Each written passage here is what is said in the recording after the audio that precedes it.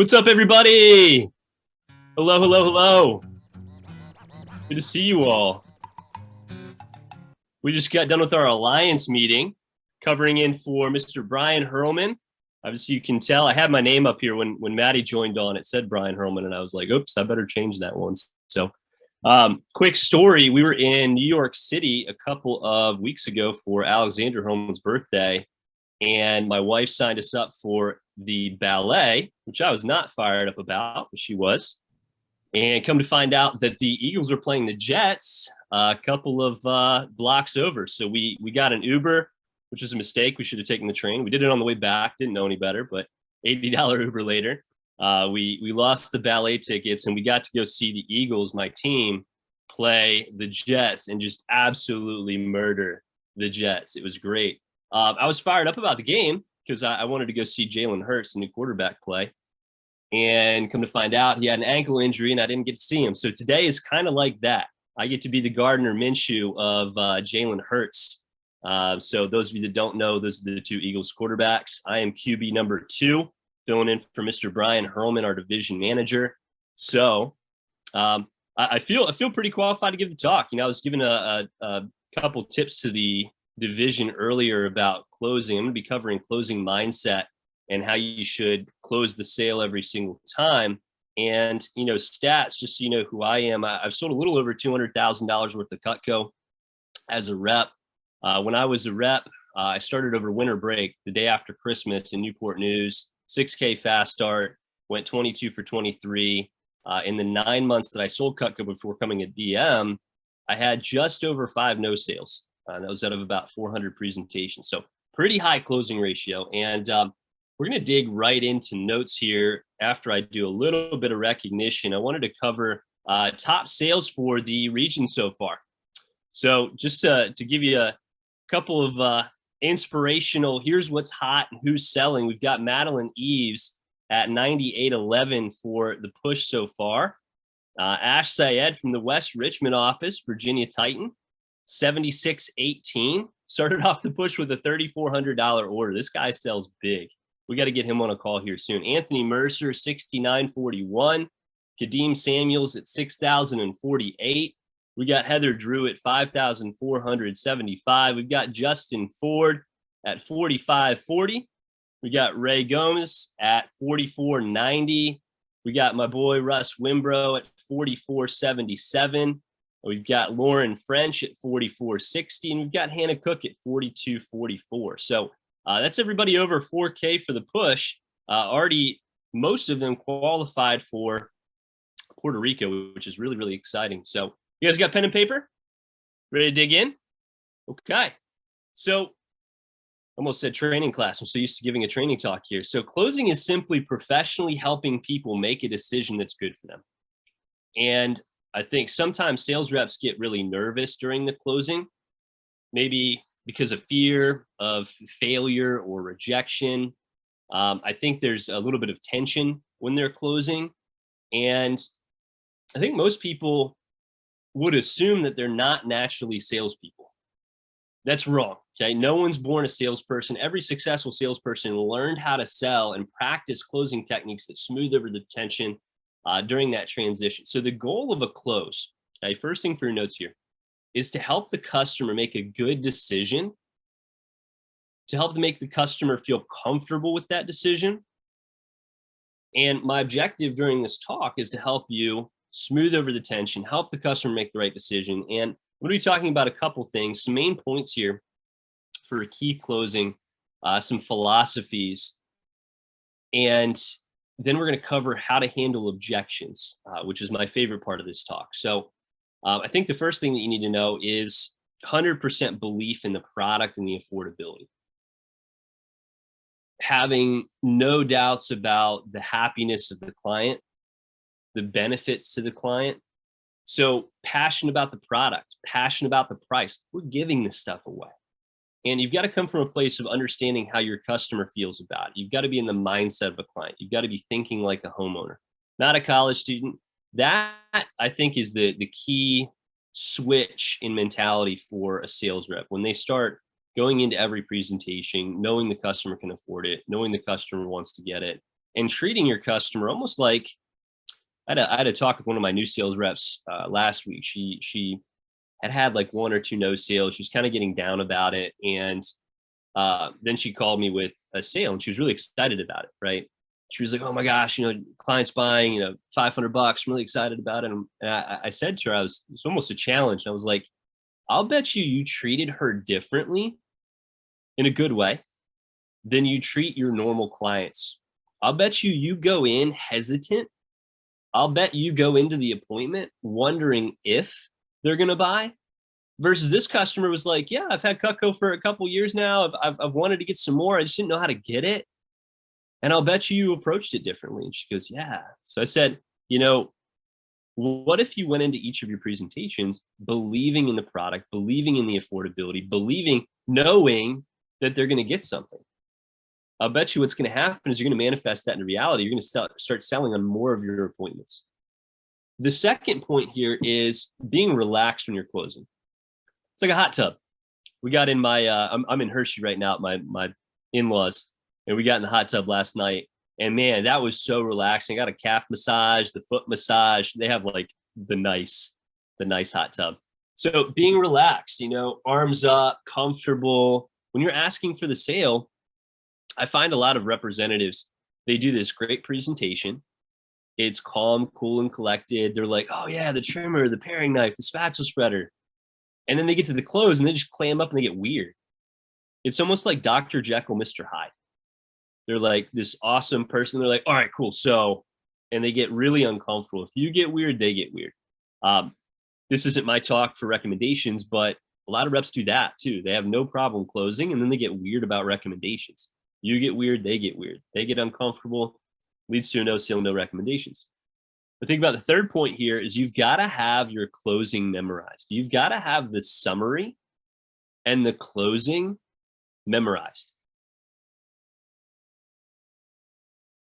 You want to close the sale, not get close to a sale. Eye contact, head nodding, saying the price. So you're saying Wusthof like $3,435. Cutco's only, right, when you say the price, $14.19. You want to say it nice and small, calm, head nod. I think the next point here is AFTO. AFTO. Ask for the order. AFTO. We miss 100% of the shots that we don't take. You want to assume the sale, okay? Like the hot tub example. You want to assume the sale, be comfortable. Ask like it's already happened. Ask with expectation. Be surprised if you get a no, but ask with expectation. Ask for the order.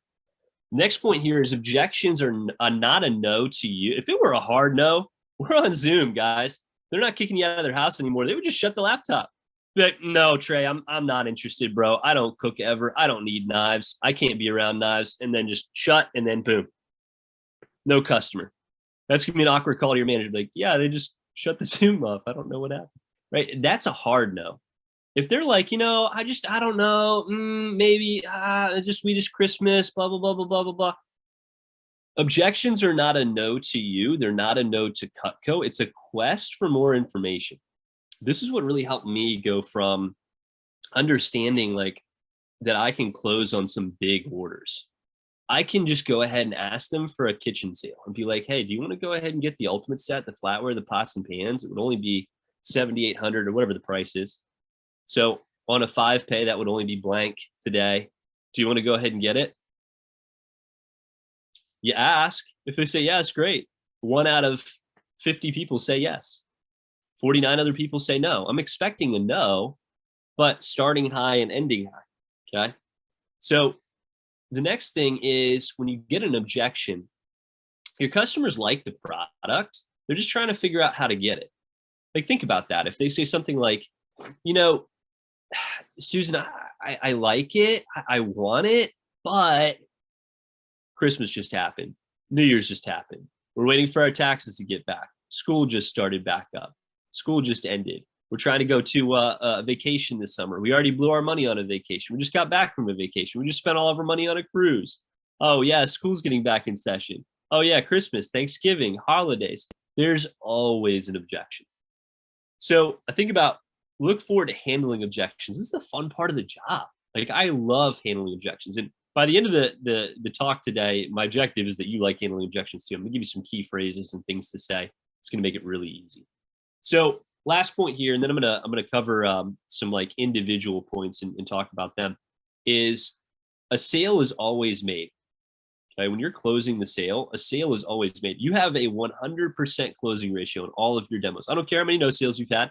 You have 100% closing ratio in all of your demos. Here's why. Either you sold them or they sold you. Either way, a sale is made. You sold them on the kitchen package, the ultimate set, the homemaker, the signature set, or they sold you on why they can't afford it, don't want it, don't need it, don't use knives, can't use knives. They need to talk to their husband. They need to talk to their spouse. They need to think about it. They don't get their paycheck until Friday. They don't get their paycheck until the end of the month, or they just flat out, I don't know what other objections there are, but they gave you one. Okay. They sold you. So with selling, you want to start closing early. Can anyone answer in the chat here? When do you start selling? When's the first like point of, if you said, hey, this is where I start selling? Hit me up in the chat box. When do you start selling? Talk to me. Jet got it. Allie got it. Haley got it. Fallon got it. Kayla got it. Josh got it. Yep. Absolutely. You start closing on the phone. You know, when you have phrases, talk to your manager, but when you have phrases in your script, like, oh, hey, by the way, Miss Jones, Cutco's an amazing product. You probably want to get some. Your friend Trey actually bought some. So in the event that you do want to get something, would you be able to make that decision for yourself, or would you want your spouse there as well? Oh, I'd be able to make that decision myself. Write that down. Put that in your schedule. Because if they give you, if they're like, you know, Ricky, I like Cutco, I just really want to ask my spouse. You say, oh, hey, Miss Jones, I actually asked you on the phone if you could make that decision by yourself, or if you wanted to have your spouse there, and you said you could make that decision for yourself. You know, so is it just too much money, or too much for the budget, or too many knives? That means drop down, find something else, find something they're more excited about, find something that's a dollar limit that they don't have to ask their spouse. Okay. So you start asking for the sale on the phone. Cool. That doesn't mean call all your clients. If you're new, don't mistake what I said. Don't call your clients and ask if they want to buy knives over the phone. Bad move. There's certain phrases, things that you want to say and how you want to say it that's going to get you the right results. So start closing early. First contact. You know, when you do the beginning of your approach, when you're sharing goals, you can actually secure a sale at the very beginning of your demo. When you say things like, hey, Miss Smith, I told you over the phone, you don't have to get anything, but when you do see something you like, you can definitely get it today. And not only are you getting a great product, you'd also be helping me a ton too towards my goals. So don't be afraid. When you find something you're excited about, point it out, let me know. I will give you a killer deal. Since I'm in that huge contest, I'll hook you up with the most free stuff, the best possible deal today. Sound good? That butters them up. And if you share your goals well, they're like, you know, Juan, I really like you, man. I think you're doing a good job. I don't know what you're selling. I haven't seen what you're selling yet, but I'm going to get something. And you can secure a sale within the first 10 minutes of the demo. That'd be fired up. Then you know everyone's going to buy. Then you can treat all of your customers like they're going to buy. Then you're creating that sales expectancy. Cool. So the other thing here is you want to understand that you've got one shot with your client. The first call should be the only one that counts. That demo today is the only one that counts. There's no tomorrow. Promise sales are no sales. And you got to understand, it took decades for this customer to even see Cutco. They're in their 40s. They've never seen Cutco yet. That's 40 years of not knowing the product. If they get a no on the demo with you, if you don't sell them something, you know how long it's going to take for them to see it again? So you got one shot with your customer. Next thing here is be enthusiastic and have fun. A sale, call it enthusiasm. A sale is what takes place when there's a transfer of enthusiasm. You know, it needs to be constrained enthusiasm, though, a dynamic tension where it's not all just hype, Like, a key phrase I use in training here is people can feel what you believe more than they believe what you say. People can feel what you believe more than they believe what you say. If it's all hype, it almost comes across as fake. If it's passion, they can tell. They're not buying the knives. They're buying your belief and enthusiasm about the knives. They're excited about it because you're excited about it. So if you've been having no sales, maybe you're a little bit low energy. Maybe you need to up the energy transfer.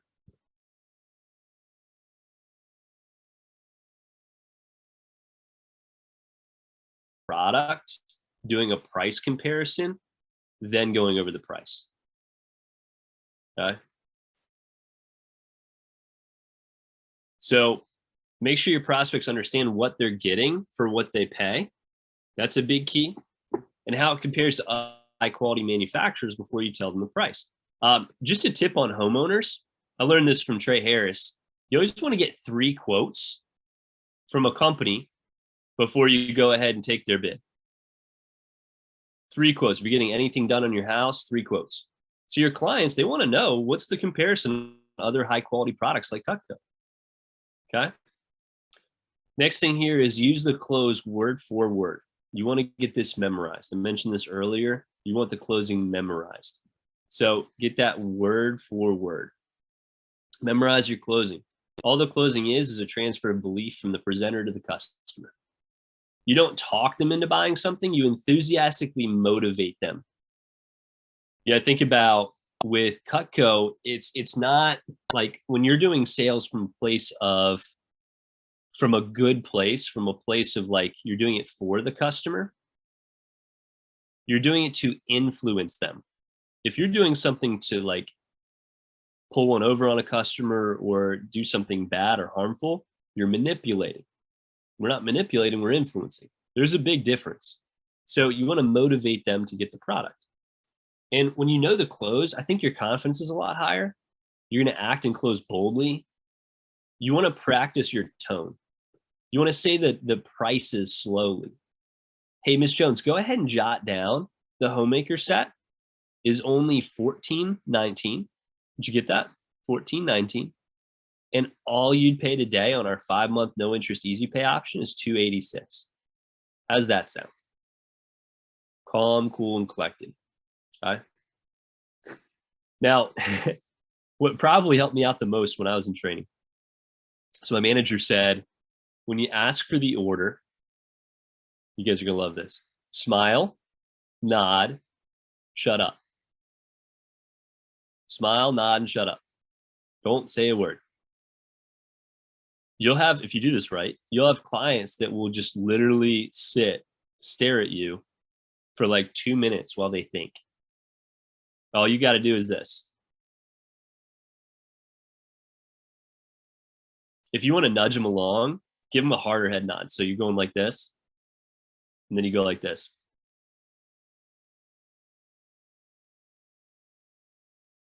And they're like, do I want to get it? Do I not want to get it? Well, we got to pay for Lauren to go to college. Yeah, Lauren can go to community college. It's a little bit cheaper. We can get a set of Cutco. Maybe we can take out a mortgage. Yeah, but we just bought a roof. Yeah, but we can get another mortgage. It doesn't matter. You know, they're doing that in their head. And if you stop them, it almost always stops them on a no. Okay. You want to ask for the order and shut up.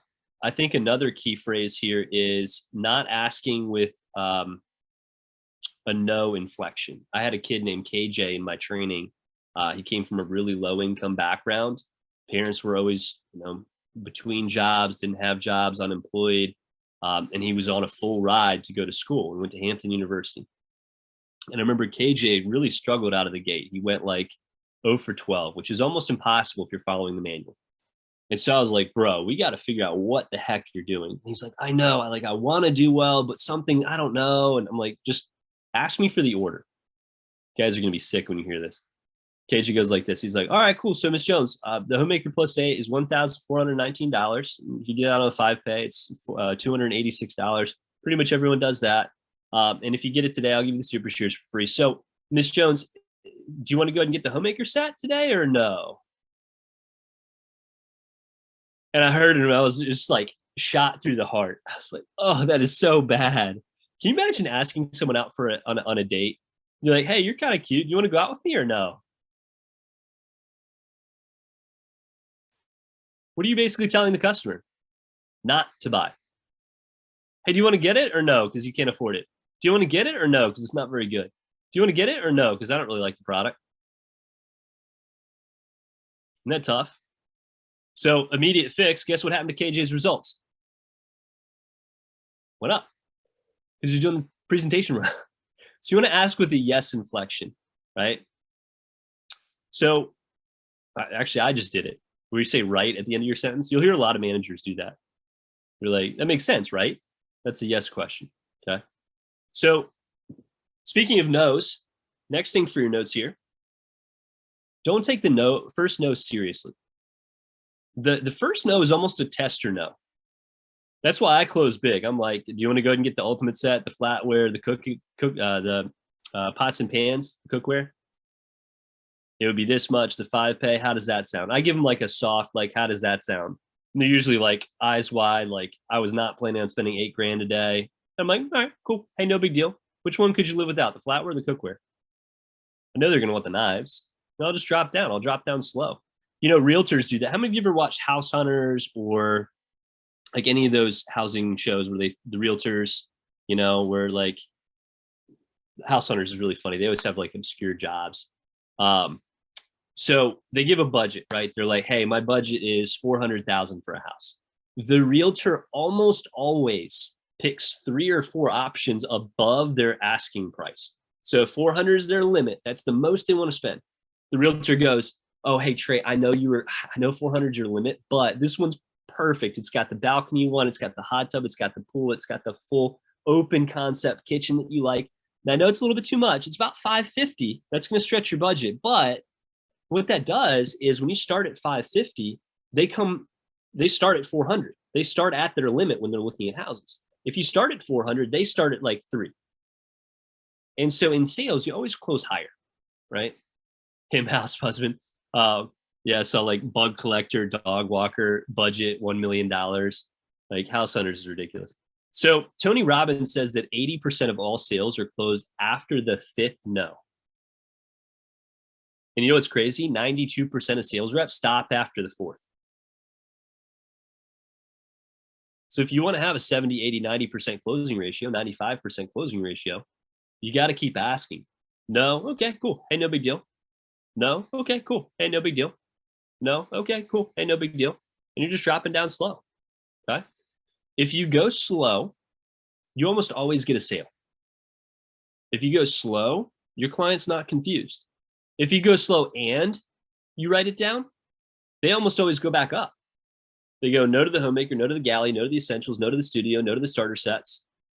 Well, if I'm going to spend $300 today, I'm going to have $300 next month.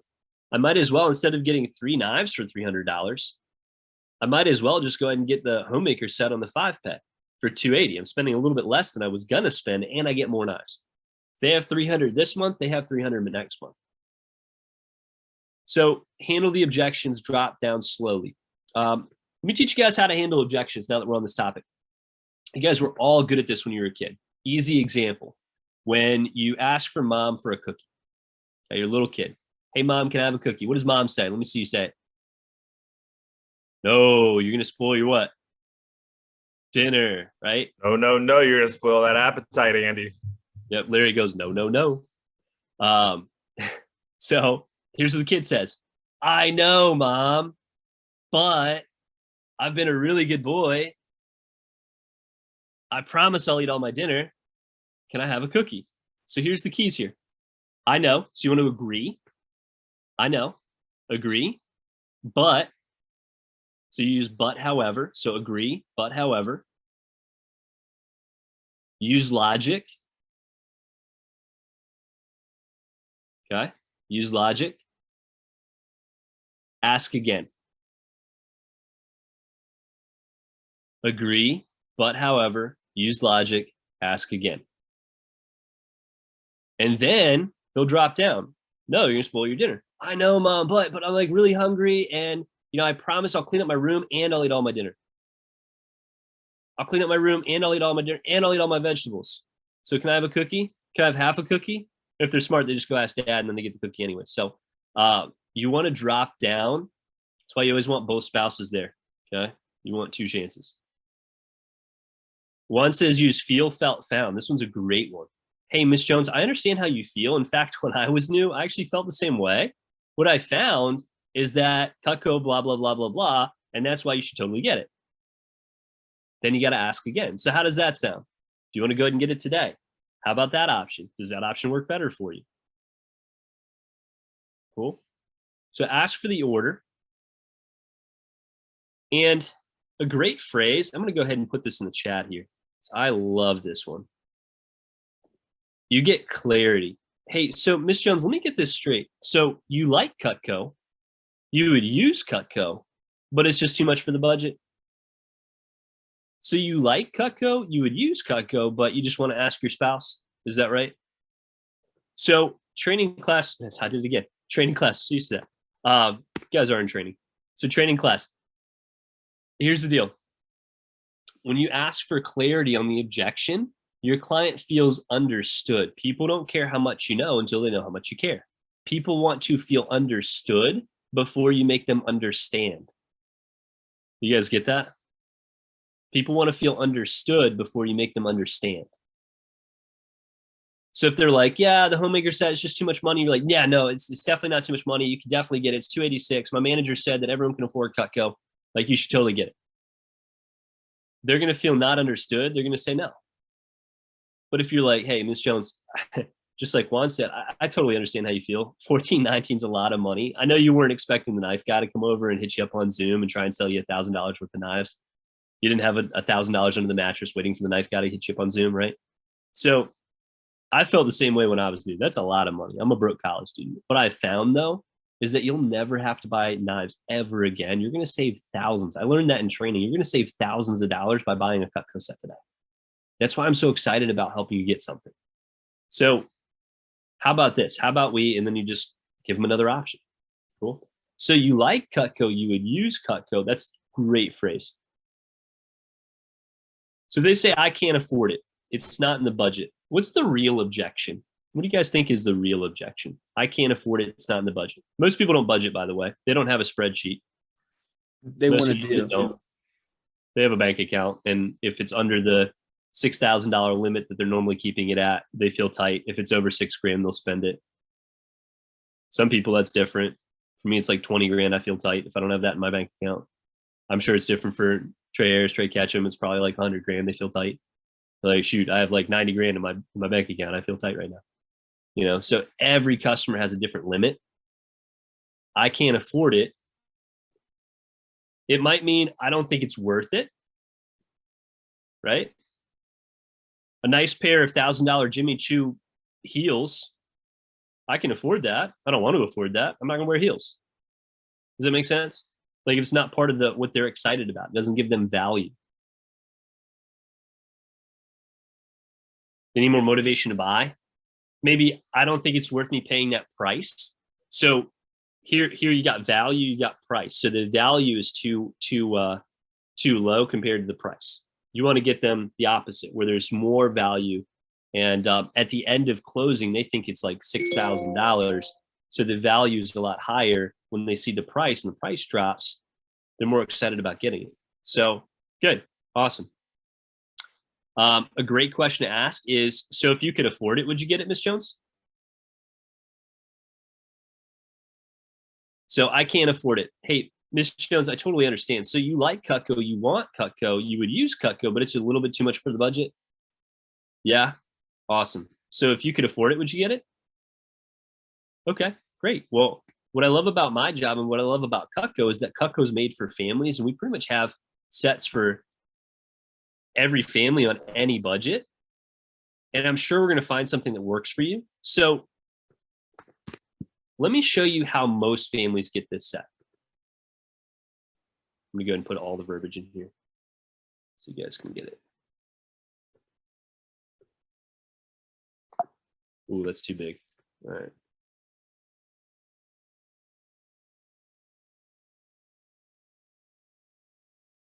And then what you can do is the trade-in special. Let me see if this is smaller. There we go. What you can do is the trade-in special. I just put it in the chat here. I love this one. I'm like, is it a little bit too much for the budget, or is it like $100 too much for the budget? They usually say $100, so I'll give them $200 off, do the trade-in special, just like if they trade in a car. What if they say it's too much for the knives, or I wouldn't spend that much on knives? What do they really mean? Hit me up in the chat here.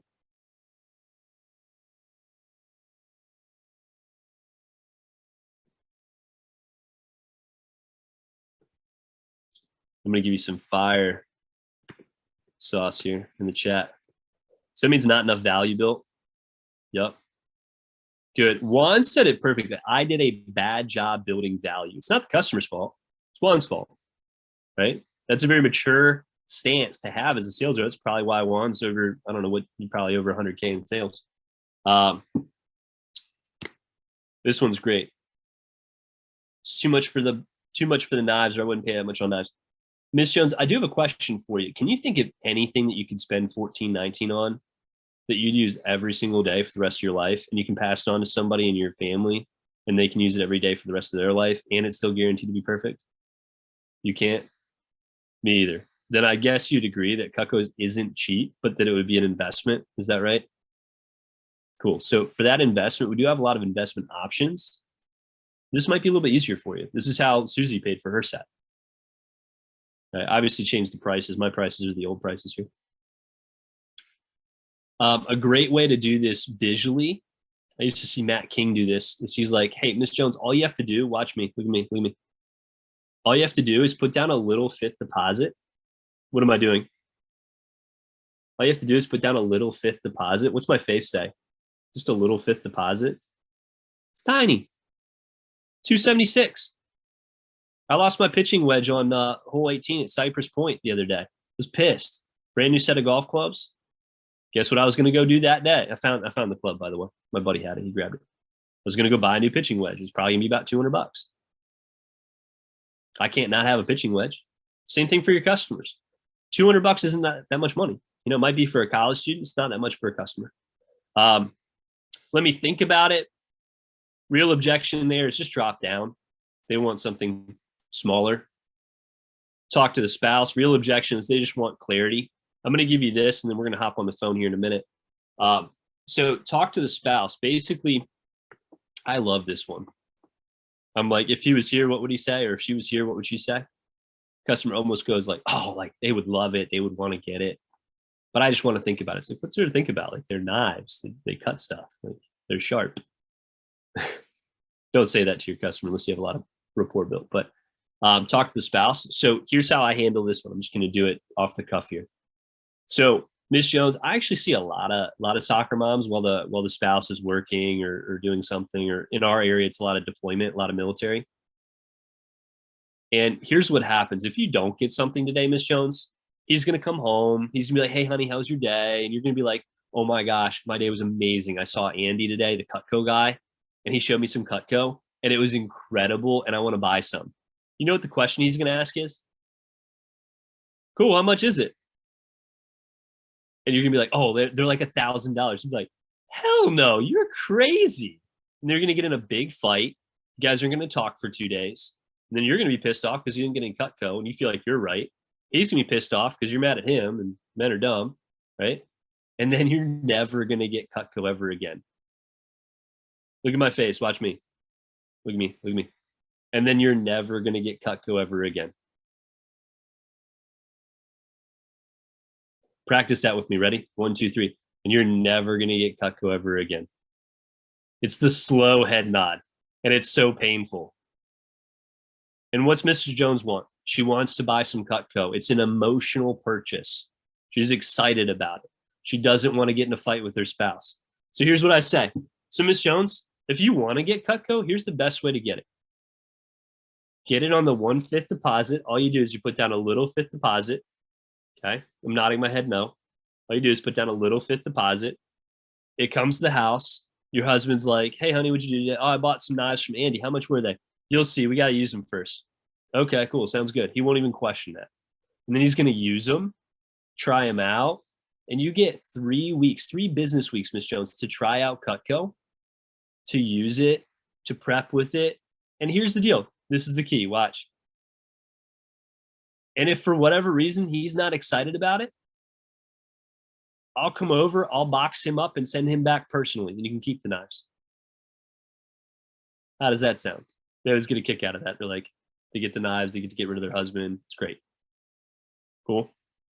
So I don't have time to do recommendations because we've got plenty of time for a phone jam here, but there's plenty of recommendation objections. If you guys are curious and want them, I have an objection workshop on YouTube. Just hit me up. My number is in the chat here, and I can send you that link. There's like 5 or 6 videos on there. They're great, but we do a little bit of objection handling for recommendations, how to handle those. If you're struggling, hit me up. We can hook you up with that. So it's time for a phone jam, baby. It is 9:07. We are behind. We are 7 minutes behind. There are some reps in other regions that have already made 7 minutes of phone calls. Do you guys get that? They've already booked probably 2 or 3. They're beating us right now. I don't like, well, I do like playing from behind. I play better when I'm like way better when I've got a little bit of a deficit. So that's probably preferable. So our mission is for you to at least make 20, 30 phone calls in an hour. We got 60 minutes. Okay, we're going until 10:07. Our mission is for you to make 20, 30, 40 phone calls and set 2 or 3 appointments. If you can set 2 or 3 appointments every day during the push, you're going to have a great push. Rich Plaskin used to say, if you don't make phone calls every day, you stink. It's like showers. If you don't shower every day, you stink. Okay. So we got to make some phone calls. What's up, Stones? See you in the background there. My boy shot a 41 the other day, sent me on Snapchat. So best 9 holes of his life. Nice job. So give him a round of applause. And then we're hopping on the phone, baby. So grab out Q, grab out Vector Impact, whatever you use. Pull it up. Show me your phone. Show it. I'm getting blown up on text messages. Save my phone number, by the way. There you go. Look at that swing in the background, Stones. Crushing it. We'll see how it looks in about an hour. Yeah, right. I think we need to have Dylan Lewis. I think we need to have Dylan Lewis lead us in a little Ric Flair to get people rolling. So, woo, let's go. All right, take it away. Dylan, I don't know if they know how to do this. All right, y'all. So, who doesn't know who Ric Flair is? You do not know? Probably everybody. Okay. Probably 90% of this group. Well, anyway, Ric Flair is a WWE wrestler, guys, and that's besides the point. His key move sounds a little like this. Woo! All right. So so I'm gonna ask you to unmute. I'm gonna ask for 2 claps and a Ric Flair. All right. So it sounds a little bit like this. One more time. All right. So I'm gonna go on 3. 1, 2, 3. All right. You ready? Unmute on. All right. Go ahead. Unmute. Unmute. Yo. All right. 1, 2, 3.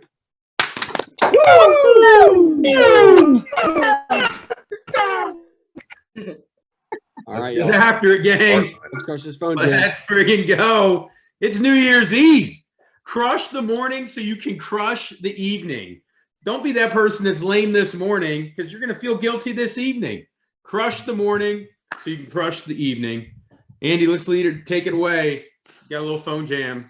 When the whole household is sleeping, that sucks to be them. Successful people ain't sleeping at 9 a.m. the day before New Year's Day. They're up getting after. Yes. Today, no. Trey, text me your email. All right, gang, let's get it. Call. First one.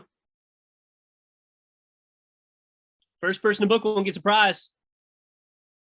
Dylan Lewis has $50 for you. Send him your Venmo.